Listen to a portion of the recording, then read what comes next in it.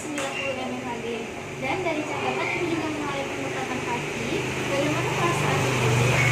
Saya merasa pusing dan mual, Bu Bidan. Kaki saya juga terasa semakin bengkak.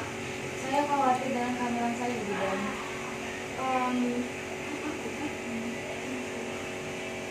Tekanan darah tinggi dan pembentukan intenstas 3, saya perlu berkonsultasi dengan Bu Ani. Bu Ani, mohon bantuannya Bu. Iya, Ibu Bidan. Ada apa ini Ibu Rita keluhannya? Ibu Rita ini mengalami sedikit darah tinggi dan pembengkakan pada kakinya Bu. Saya belum yakin langkah apa yang perlu kita ambil. Sebelum kita mengambil langkah, lebih baik kita memeriksa terlebih dahulu Ibu Ritanya kembali ya Bu ya. Mari Ibu kita periksa tekanan darah Ibu kembali ya Bu. Terima kasih Ibu.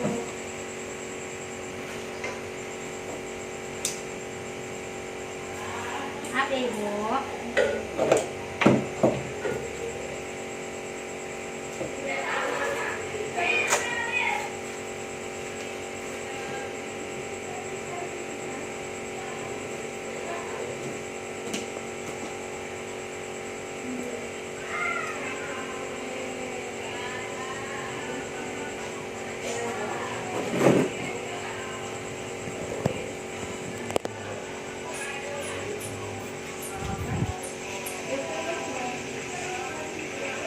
Baiklah Ibu, kita udah selesai ya Bu ya memeriksa tekanan darah, dan memang benar Ibu tekanan darah Ibu Rita ini tinggi Ibu.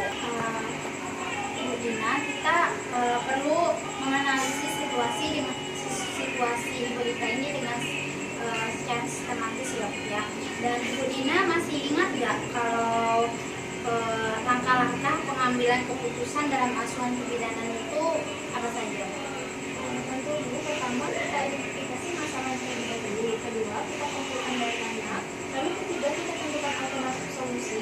Keempat, kita evaluasi alternatif tersebut. Kelima, pilih solusi terbaik. Lalu keenam, yaitu kita implementasikan solusi masing-masing. Bagus Bu Dina, mari kita sekarang menerapkan langkah-langkah tersebut pada kasus Ibu Rita ini yang mengalami masalah hipertensi dan edema ya Bu ya pada kehamilan.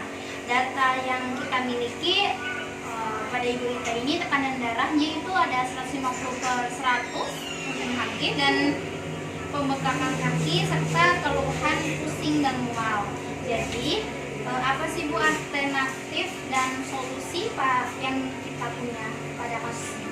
Baik Bu, kita bisa merekomendasikan istilah total, memantau tekanan darah secara berkala, dan mengajukan diet rendah garam. Kita juga bisa merujuk Ibu Rita ke dokter spesialis kandungan untuk pemeriksaan lebih lanjut dan kemungkinan penanganan medis Bu. Benar Bu Dina, sekarang mari kita evaluasi ya Bu ya, bagaimana alternatif. Mari kita evaluasi alternatif tersebut.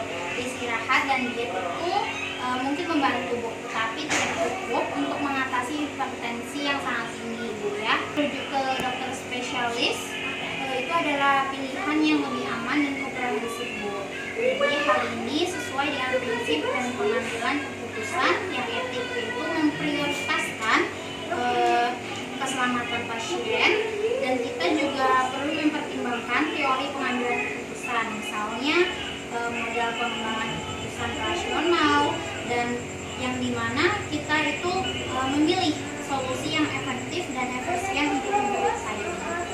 Jadi kesimpulannya ini kita harus merujuk Bu Rita ini ke dokter kandungan spesialis ya Ibu. Iya Bu Dina, itu adalah keputusan yang paling tepat ya Bu ya, berdasarkan data dan analisis kita.